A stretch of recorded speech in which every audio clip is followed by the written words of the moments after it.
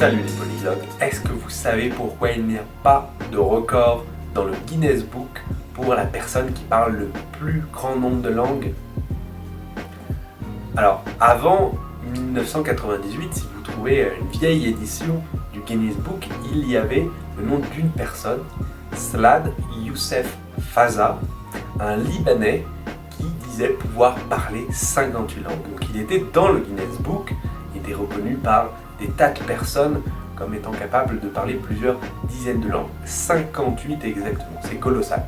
Dans l'histoire, il n'y a pas beaucoup de cas répertoriés sérieux de personnes capables de parler 58 langues. Donc c'est vraiment phénoménal.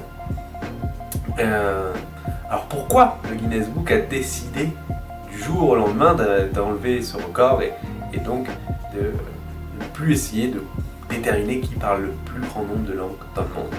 C'est parce qu'en 99, Faza a décidé de participer à une émission de télé chilienne, Viva el lunes, vive le lundi. Et dans cette émission, où il devait participer, un certain nombre d'intervenants lui ont posé des questions dans beaucoup de langues différentes.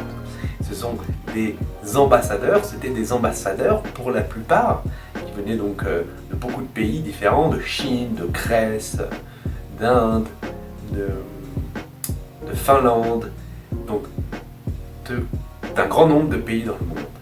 Et ces ambassadeurs répétaient les uns après les autres des questions assez basiques dans la langue pour voir si la personne comprenait, répondait, pouvait traduire un certain nombre de mots.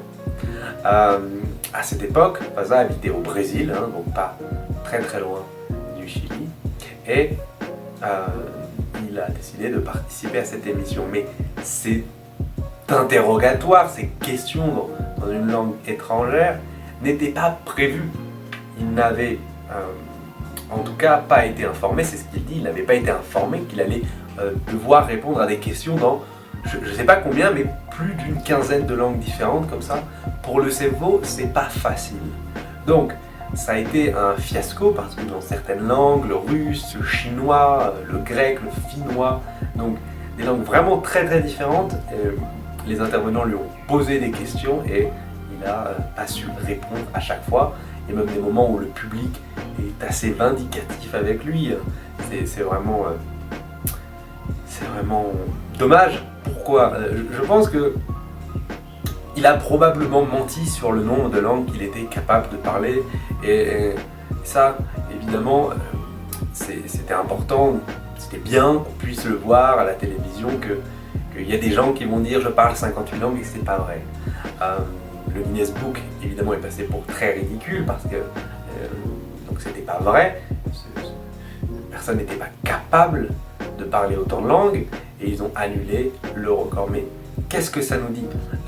Déjà, pour sa défense, il avait dû prendre l'avion, il est arrivé peu de temps avant, il n'avait pas de préparation et il ne savait pas du tout qu'il allait devoir répondre à des questions dans des langues très différentes, comme une espèce de lion dans un cirque, qui doit faire un show pour divertir le public. Il pensait qu'ils allaient simplement faire une discussion en espagnol, l'espagnol qu'il maîtrise très bien d'ailleurs, il est libanais, donc l'arabe ça va, l'espagnol ça va, le portugais ça va, l'anglais ça va, et donc c'est déjà très impressionnant. Mais non, il voulait plus. Donc c'est sûr que mettre comme ça à la télévision, c'est pas forcément très sexy de dire bon bah on a un petit niveau. Non, il faut que ce soit une capacité à parler couramment dans toutes les langues. Peut-être que le chinois, en fait, il sait principalement l'écrire. C'est très difficile, il faut écrire et parler. Peut-être qu'il est meilleur à l'écrit. Je pense que les gens ont été durs avec lui parce que même s'il n'est pas capable de parler toutes les langues qu'il a indiquées, il est déjà capable d'en parler un grand nombre. Donc soit il s'est avancé, soit il était très fatigué. Il y a plein de raisons qui peuvent expliquer pourquoi il n'a pas été très performant. Alors ça n'enlèverait au fait qu'il a évidemment menti, ça c'est pas bien, mais s'il a menti 58 au lieu de 40, les gens vont se rappeler que c'est un menteur et pas que c'est un polyglotte qui parle 40 langues.